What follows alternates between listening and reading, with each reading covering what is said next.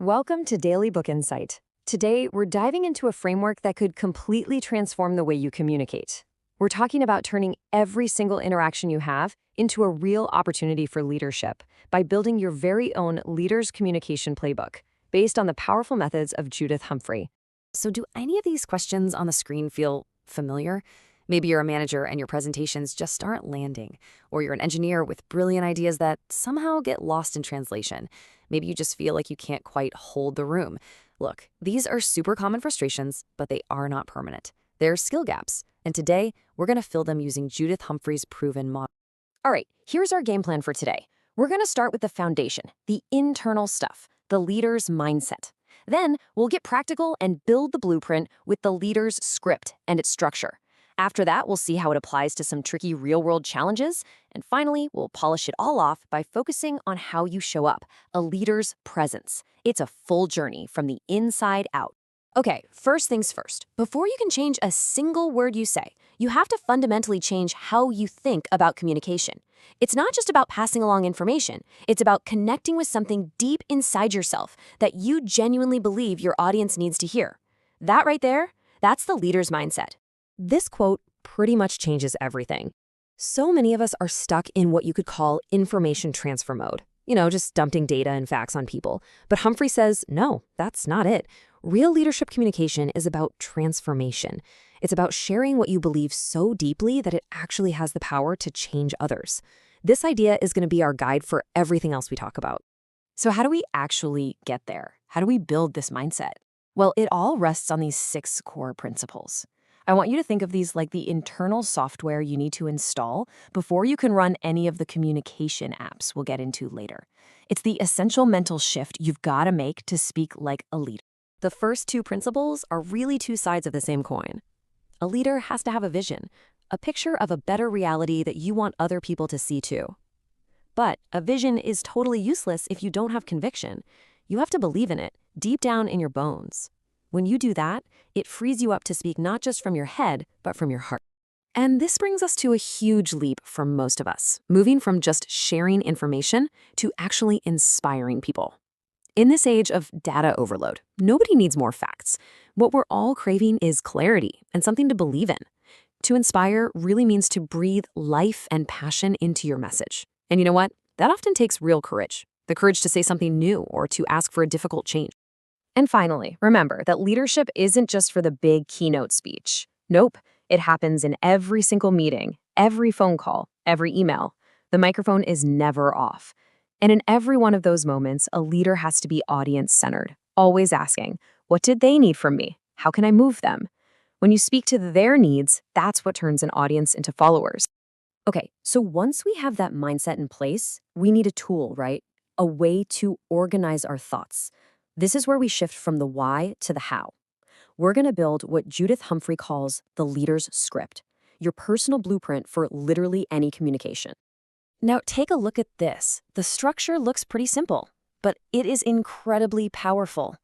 The leader's script basically has 3 parts, an intro, a body, and a conclusion. But the real genius here is how versatile it is. You can use this exact model for a huge presentation, a 5-minute team update, or even a 30-second elevator pitch. It forces you to think with clarity and impact.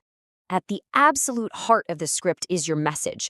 This is the single most important piece of the puzzle. It's not your topic, it's the point you're making about the topic. It's that one big idea you want your audience to walk away with. And notice where it is. It's right up front in the intro, and then you bring it back in the conclusion. Speaking without a clear message is, well, literally pointless. Now, you can't just throw your message out there cold. You have to earn the audience's attention first, and that's the job of the grabber. It's your opening hook. It could be a personal story, a startling statistic, maybe even a great quote. The one crucial rule is that it has to lead directly to your message.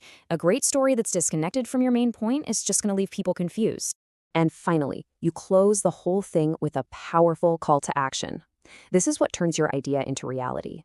And it's not some vague request like, let's all support this. No way. It's a concrete, time-sensitive ask. Instead of saying, let's work on this, you say, I need your approval to hire 4 people for this project, and I need that approval by Friday. See the difference? It makes your idea real. Okay, so we've nailed the opening and the closing of our script. Now let's zoom in on that middle section, the body. This is where you actually build your case. It's where you prove to the audience that what you're saying is true, credible, and worth listening to. This diagram here is the key to everything. A really well-structured argument is a message-driven outline. Every single point and every subpoint has one job and one job only, to prove that your main message is true. There are no tangents, no random facts. It's a tight, logical structure where every single piece reinforces that central idea. That's what makes an argument persuasive. And to build that tight structure, Humphrey gives us 5 simple but really powerful ways to organize our thoughts. Are you trying to justify why your message is true? Use the reasons model. Explaining how something will get done? Use the ways model. Tackling a problem? Situation/response is perfect for that. Picking the right framework is what makes your argument logical and super easy for your audience to follow. All right, we've got the mindset and we've got the playbook. Now let's get real.